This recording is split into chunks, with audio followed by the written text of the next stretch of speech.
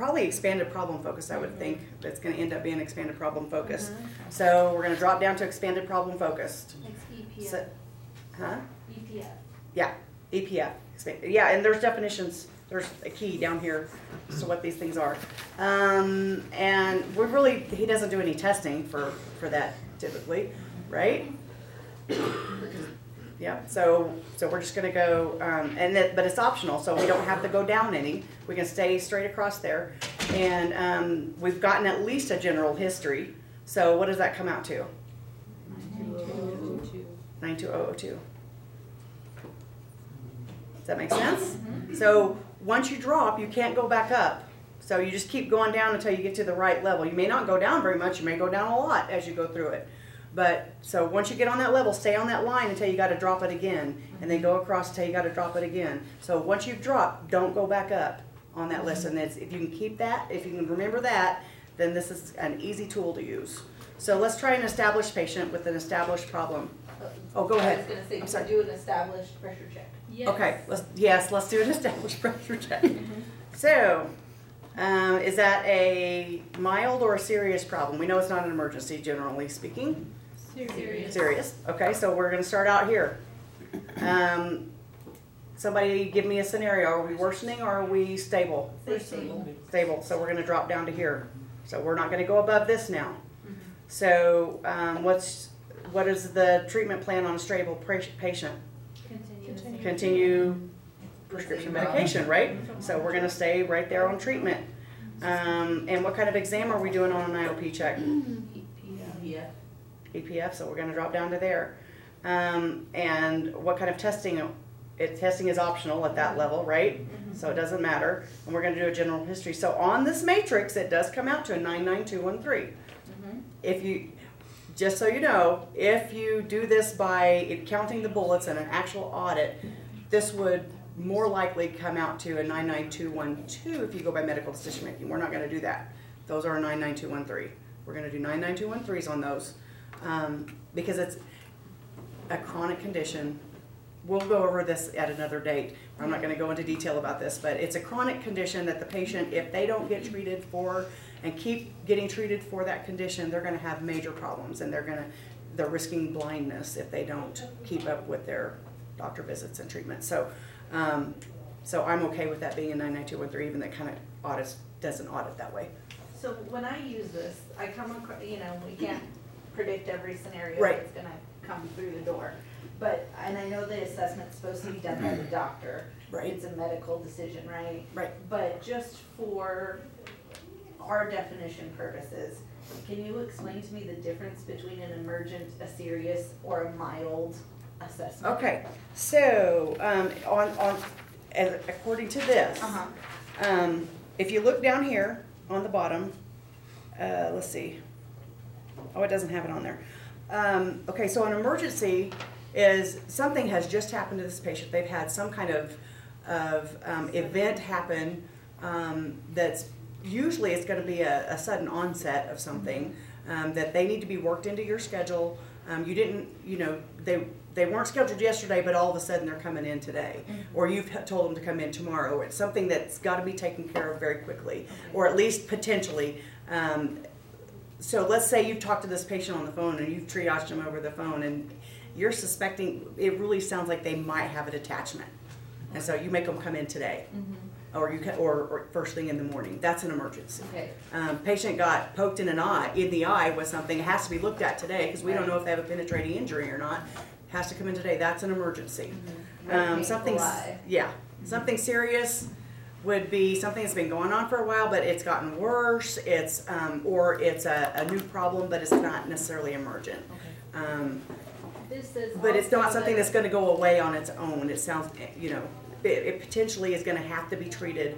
Like a pterygium. What? Like a pterygium, right? No, because this says that it's potentially blinding condition, Right. or if left untreated, patient will be handicapped. Right. So it's something that when you talk to them or see them, you first see them, you think this is a big deal. This is a big deal.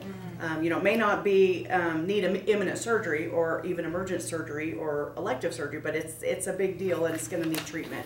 And if they don't do something about it, it could be bad. Right. Like glaucoma, that's a serious problem. HSV. Diabetic retinopathy, ARMD, those things that if they don't stay on top of that, there could be a problem. Okay. But an emergency is basically anything that we would think of as an emergency, like with our kids, you know. Okay. They fell down and they broke their arm, that's an emergency, Okay. you know. So, getting poked in the eye with a pencil, I would consider an emergency. I got one of those the other day, that's why I was trying to remember. Yeah. So what if, sorry, Go ahead. so what if they come in as an emergency, Mhm. saying this, but it's not really an Well, emergency? right, but they came in as an emergency, but matter, that's gonna we're gonna automatically stay. drop to whatever is actually going on with the patient. Yeah. So It's the they come assessment. in thinking that they're having a retina detachment, Mm-hmm. but we find out that they're just having some floaters. That's gonna go down just a little bit. You know, that doesn't need treatment, so we're gonna monitor that, and we're probably gonna do a DFE, probably gonna do a OCT. OCT. Even if we can't bill it, we still get credit for doing it. And then, so that's gonna be your 92004. Okay, got it. So I think Micah raised a good point bringing up a pterygium because sometimes surgery is imminent. Same with like a chalazion. Okay, Like Yeah. imminent sometimes- surgery means that you have to have surgery today or tomorrow. Okay. Or you Not Yeah. that- Imminent Or you surgery, could suffer blindness. yeah. Gotcha. That's the That would be difference with fall under blindness elective Or surgery. the Okay. visual loss or Right, right. something like that. That's Yeah, the like our difference. retina detachments, our penetrating injuries, our, Gotcha. yeah. Our IOP spikes that we gotta go do something about, you know, So not something necessarily that, that we have to surgery do it is right very now, or likely. it's, It's that if surgery doesn't happen, Right. vision loss might. right, right. Okay. Yeah, pterygium would fall under elective surgery, which is the second one down. Yep. Okay. Does that make sense? No, thank you. You're I welcome. have another question. Okay. About the, vitreous detachment. Uh-huh. Patient comes in with floaters, we find a PVD, but it's not stable because these are onset of new symptoms, right? Okay, yep. So in that case, would you consider it a serious assessment because If it's it's a P- unstable? It's a PVD Mhm. at that, the first time you see that, I would consider that probably in the serious category because those can turn into something bad. Exactly. Once you see them the second time and everything is okay, then, Then it's stable. yeah, you might downgrade that a little bit, but Okay. that first time you see them and, the patient's got real symptoms, I mean, Mhm. that made you wanna bring them in today. Right, Definitely consider it that at least a serious problem because they're probably gonna bring them back and make sure everything is okay, Okay. however long down the Yeah. road. That makes sense? Okay. Well, that's all I had, so if you guys have questions or something that you would like addressed at another More lunch and learn? scenarios Huh? too. Yeah. Go ahead. when it comes to testing, I don't know if I missed this part, but testing, in addition to doing OCTs. Yeah, that's all. And, what we know is testing, is there anything in particular exam-wise that we do that's considered a test? Most of the things that you do that are on the template, Uh-huh. and even on some of your sub-templates, are just part of your E&M. Okay, OCTs, visual fields, topographies, going out, refractions, Refractions, those are extra tests. And if it's on, most of those we have on the route slip. If it's not on the route slip, I can almost guarantee you that they consider it just part of your E&M visit. Okay. Because we've looked at that extensively. If you notice something that's not on there, if you have a question about if something can be billed separately, just call us and ask us.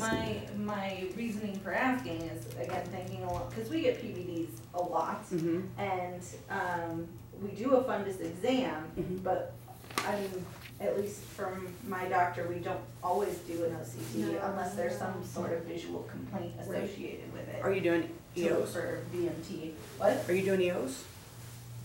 Extend ophthalmoscopies? Yeah, like full fundus. Yeah, we're doing indirect. But my question is, when it comes to testing, it says you must have that in order to. Oh, okay. go Oh, for that okay, okay, okay. 201-4. Let's see. The difference between the 4 and the 3. Those, I believe that is reserved for separately billable testing.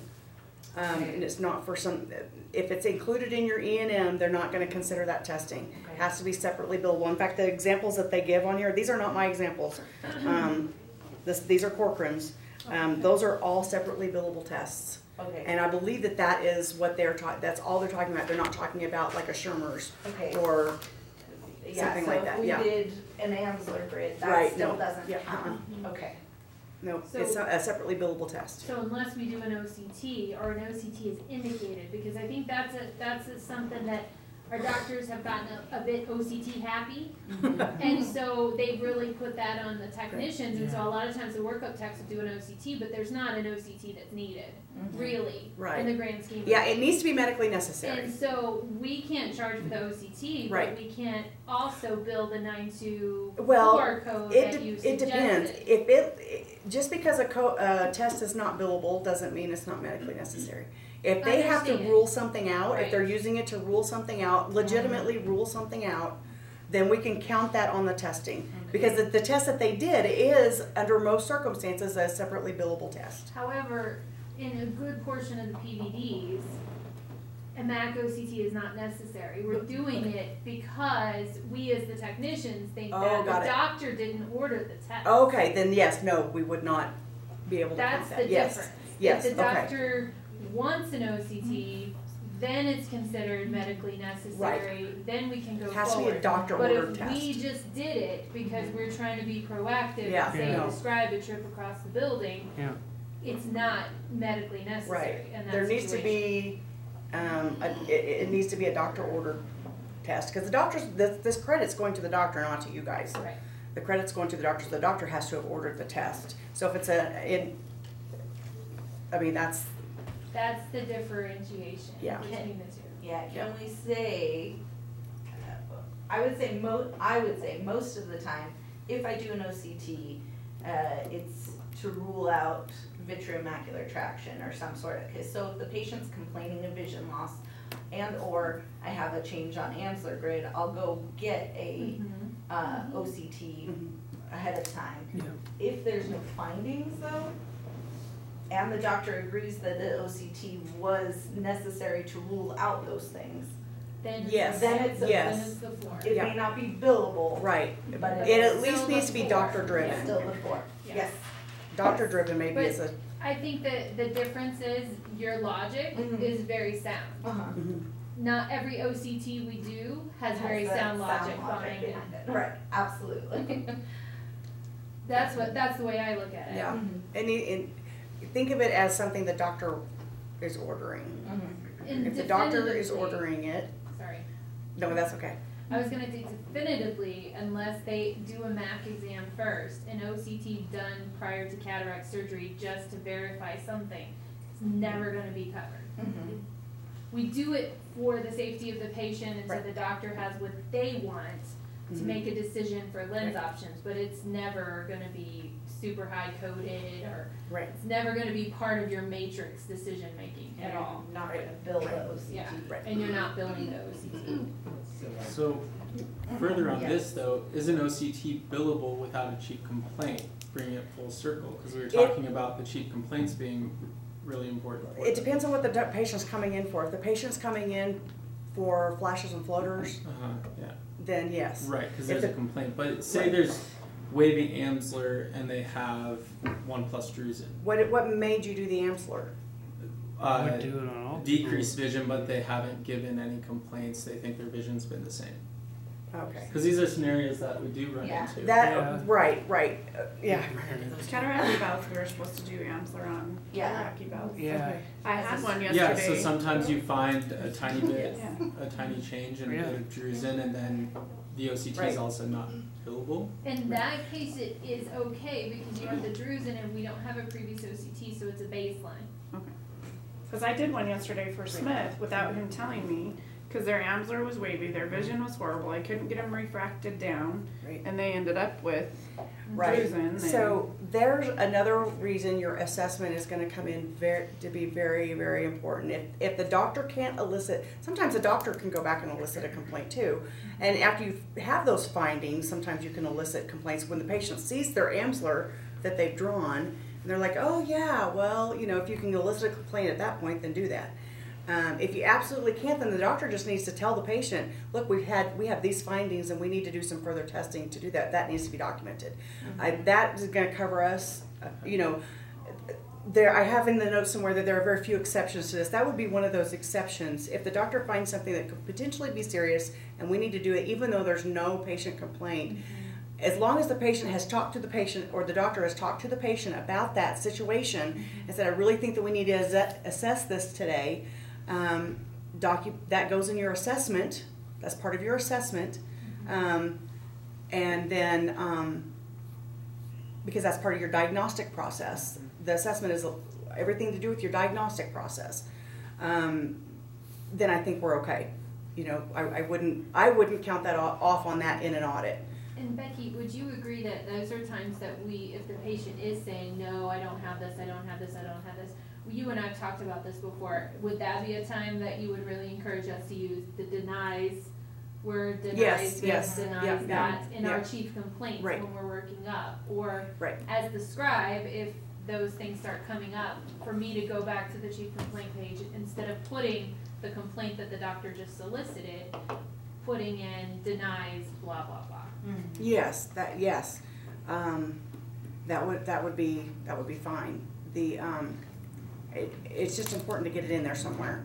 Get it, well, the assessment especially if they're denying any kind of symptoms, we need that doctor conversation with the patient documented. Sure. You know, that you really have this going on and we need to assess this and we need to figure this out because, you know, whatever he's discussed with the patient, that needs to go in your assessment.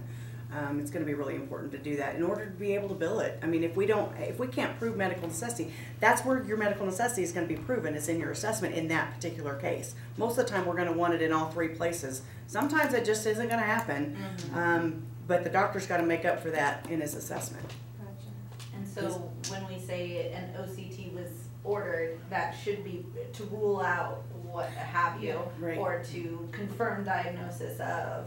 Right, but it needs to be a discussion with the patient because the patient came in for XYZ, but now we found you. You know, so, you know, I mean, I'm just saying, you know. No, it makes sense, Yeah. So the blanks need to be filled in the assessment at that point. Okay. So like patient comes in for a complete exam and we find macular degeneration but they hadn't noticed it. Right, and they think they're coming in for their routine VSP exam. Right. That's what happens 9 times out of 10. So in that case, you would want to, OCT done for baseline or ordered for baseline purposes, and that would cover you for. Well, I'm gonna hammer on the fact that it needs to be a discussion with the patient. Because the patient has to make the decision to change that from a routine exam to a medical exam. Okay. And the patient needs to consent to treatment, even if it's just a diagnostic test. So patient wasn't expecting to have these things. They don't have any complaints. So that's why I keep harping on the patient-doctor conversation. But there's a lot of cases where we have routine and they're complaining, my vision isn't quite as good, my vision isn't. So we do have chief complaints in a large number of our situations that is true. That would support the assessment. A complaint of blurry vision is going to cover a myriad of problems in ophthalmology. So if you have any kind of vision complaint at all, then you're probably okay. Okay. Now, again, if the patient specifically came in for a routine exam, that's got to be dealt with, somehow. Right. But if they came in for blurry vision, we don't necessarily need to document 100% that discussion of. No. It's not as necessary. Need to. Blah, blah, blah. Right. Okay. You know, because they come in with a decreased vision, when they have a 3+ cataract. Yeah, that's kind of a no-brainer. Yeah. So. Yeah. Perfect. Yep. Making sense? Okay. Did she provoke us enough? Did you get your question answered? I just want to clarify, pentacams on CatCons are screening? Yes. We're not coding for them? We can't unless there's a corneal finding. Right. That's a corneal test, so it has to be corneal pathology. That is one of the hardest tests to get insurance to pay to begin with. Even with the cornea diagnosis. Even with a corneal diagnosis, so it has to have a corneal diagnosis. So what kind of diagnoses are covered? Keratoconus, but it's hard to get them paid on that. Keratoconus, Irregular pterygium. Pterygium and No, we irregular. don't bill regular. How much Not is a anymore. pentacam? You used to be able to get them paid on a regular. Yeah, how but- much It's is it? $60. If insurance denies it as not medically necessary, though, it gets written off. Yeah. We We're can't not bill allowed the to bill the patient. patient. Yeah. Okay. But irregular astigmatism isn't isn't, That is, that if you look in your coding books, Uh-huh. that's the one diagnosis they say they will cover. they But will- if you bill it to insurance, it's considered a routine diagnosis because it's astigmatism.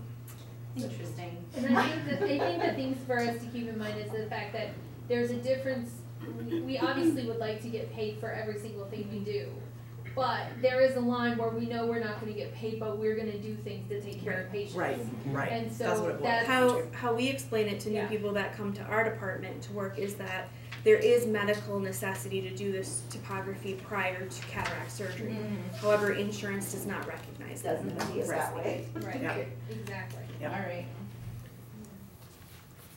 Well, thank you guys. Yeah, thank you. Yeah, thanks a lot. It's not easy to answer, You can email Megan or I, either one or both of us, it doesn't matter, with questions.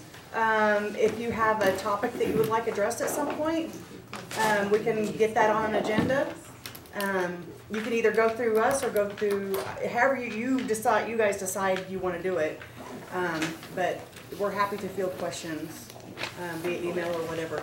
So, all right. Thank you.